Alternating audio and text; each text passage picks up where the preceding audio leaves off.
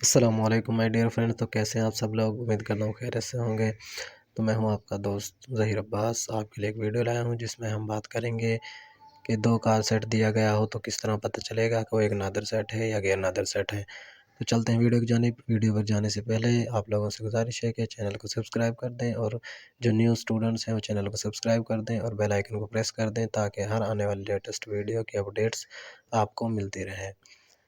तो चलो चलते हैं वीडियो की जानिब। तो आज हम पता लगाएंगे कि दो कालब एक सेट दिया हो तो कैसे पता चलेगा वो नादिर कालब है या गैर नादिर कालब है।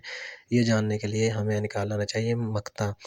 मक्ता यानी डिटर्मिनेंट। मक्ता किस तरह निकालते हैं तो वो मैंने वीडियो बनाई है, पीछे आप उसमें देख सकते हैं कि मक्ता किस तरह निकालते हैं।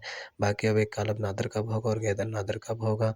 तो एक कालब उस सूरत में नादर होगा जब उसका मक्ता ज़ीरो आ जाए, और अगर ज़ीरो के अलावा कोई और मक्ता आए वो चाहे पॉजिटिव का हो या नेगेटिव में हो तो उस सूरत में वो गैर नादिर होगा। तो अब हम सेट की मदद से देखते हैं कि एक नादिर कालब और गैर नादिर का सेट लिखते हैं, तो उनको पता लगाते हैं कि किस तरह नादिर होंगे और किस तरह गैर नादिर होंगे। तो लेट्स सपोज हमारे पास एक सेट है ए, उसके अरकान हैं 1 2 -10 11। तो हमें इसका पता लगाना है कि नादिर है या गैर नादिर है। तो सबसे पहले हमें पता है कि नादिर कालब की सूरत में होगा कि अगर हम ए है उसका मक्ता लें, यानी ए का मक्ता लें तो वो बराबर आ जाए ज़ीरो के। अगर हम ए का मक्ता लें और उसकी वैल्यू ज़ीरो के बराबर आ जाए तो उस सूरत में हमें कहेंगे कि जो हमारा सेट दिया गया है ए, ये एक नादिर सेट है, ये नादिर है। ठीक है, तो अब हम इसका निकालते हैं जो ए दिया गया है, इसका डिटर्मिनेंट निकालते हैं। डिटर्मिनेंट किस तरह निकालते हैं, एक और एक इर्द गिर्द दो लाइनें लगा देते हैं जो डिटर्मिनेंट शो करती हैं। फिर सेट के इर्द गिर्द भी दो लाइनें ही लगाएंगे, ब्रैकेट्स नहीं लगाएंगे। अगर हमने ब्रैकेट्स लगाई तो उस सूरत में क्वेश्चन गलत हो जाएगा। तो ये आपने याद रखना है कि आपने ब्रैकेट्स नहीं लगानी, दो लाइनें ही लगानी हैं दोनों साइडों पे। ठीक है, अब इसका डिटरमिनेंट निकालते हैं। डिटरमिनेंट किस तरह निकालते हैं कि जो पहला वितरी रुकन है, जो पहला रुकन है उसे ज़रब देना है उसकी वितरी रुकन के साथ।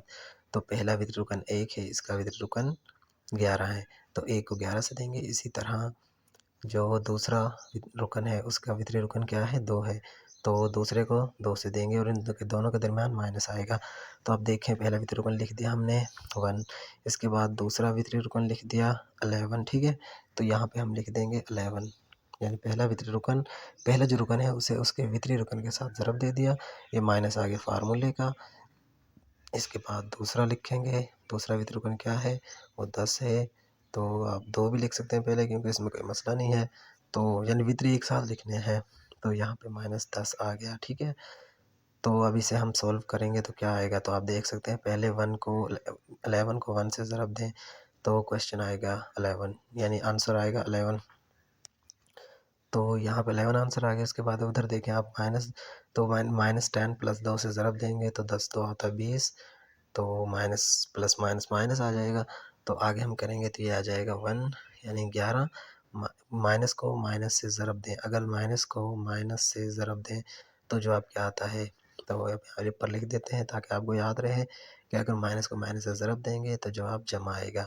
तो यहाँ पे भी इसी तरह होगा, माइनस को माइनस से ज़रब खा रहा है तो माइनस को माइनस से ज़रब दें तो जवाब में जवाब जमा आ जाएगा और 20, तो वो बराबर होगा, यानी 11 + 20 किसके बराबर है, ये बराबर होता है 31 के। तो आप क्या इसका मक्ता ज़ीरो आया, नहीं। तो इस सूरत में हम कहेंगे कि अगर एक सेट हो उसका मक्ता ज़ीरो ना आए, तो हमने शुरू में लिखा था कि अगर ए का मक्ता बराबर आ जाएगा ज़ीरो के, यानी उसका जवाब ज़ीरो आएगा तो वो नादिर होगा। लेकिन यहाँ पर जवाब ज़ीरो नहीं आता, यहाँ पर जवाब 31 आता है, जो ज़ीरो नहीं है बल्कि एक वैल्यू है। तो हम यहाँ पे कहेंगे कि जो सेट ए था ये गैर नादिर है।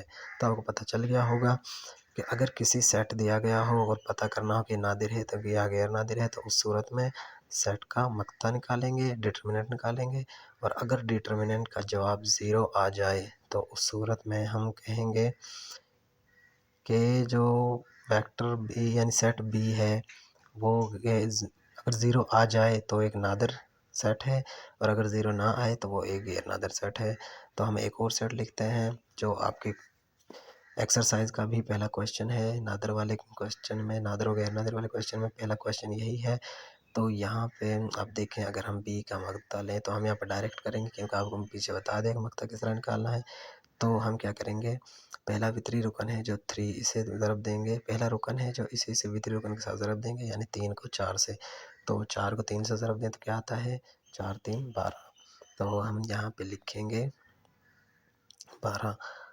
अब देखें, हमने कहा था कि जब भी हम डिटरमिनेंट लेंगे तो दो रुकनों को ज़रब देकर दरमियान में माइनस आएगा, वो फार्मूले का है, कांस्टेंट है, वो अपने पास लिखना है।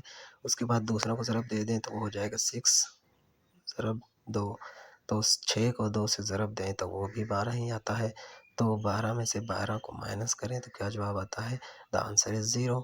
तो हमने कहा था कि अगर कोई सेट दिया हो और उसका मकता या डिटरमिनेंट आ जाए किसके बराबर, 0 के, तो उस सूरत में हम कहेंगे कि ये सेट एक नादिर सेट है। तो नादिर कालब भी उसे कहते हैं, सेट भी उसे कहते हैं, ठीक है। ठीक, तो ये एक नादिर कालब है, क्यों, क्योंकि इसका मकता 0 के बराबर आ गया है। ओके, अल्लाह हाफिज़, गुड बाय।